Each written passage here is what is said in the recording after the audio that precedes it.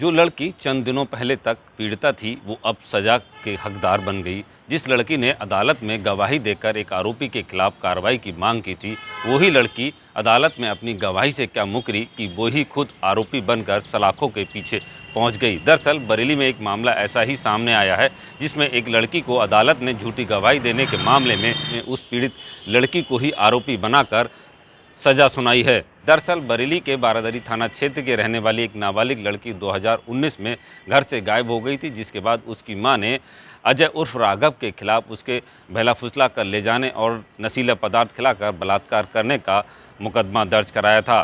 Police ने आरोपी को गिरफ्तार कर जेल भेज दिया था और तब से मामला कोर्ट में विचाराधीन था।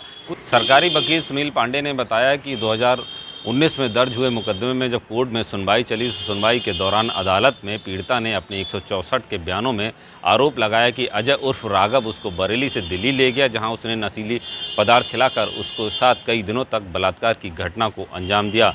पर फरवरी 2024 में अदालत में फिर पीड़िता के बयान हुए, जहाँ बयानों में पीड़िता पलट गई और उसने अपने द्वारा लगाए गए आरोपों को झूठा बताया। उसने अदालत में कहा कि उसने जो बयान दिए थे वो परिजनों की और आयोग की दबाव में दिए थे, जिसके बाद अदालत ने आरोपी युवक को बाइज्जत बरी कर दिया। पर झूठे बयान देने के मामले में पीड़िता के खिलाफ ही परिवाद दायर कर उसे जेल भेज दिया। कुछ दिन जेल में रहने के बाद युवती को जमानत मिल गई और मामला तब से कोर्ट में विचाराधीन था। शनिवार को उसी मामले में अपर सत्र न्यायाधीश ज्ञानेंद्र त्रिपाठी ने एक अहम फैसला सुनाया है।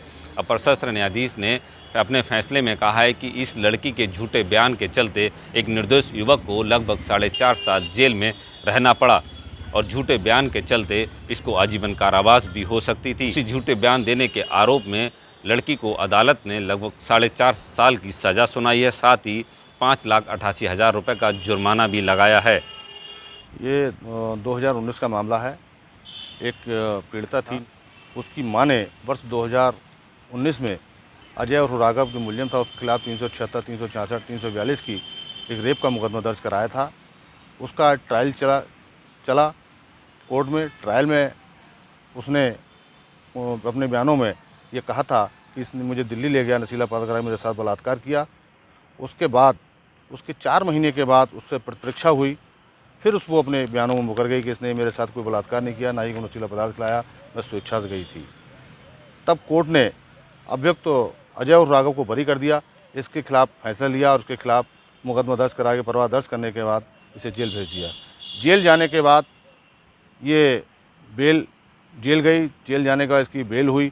बेल होने के बाद ट्रायल हुआ। ACJ 14 श्री ज्ञान त्रिपाठी जी ने इसका जजमेंट किया।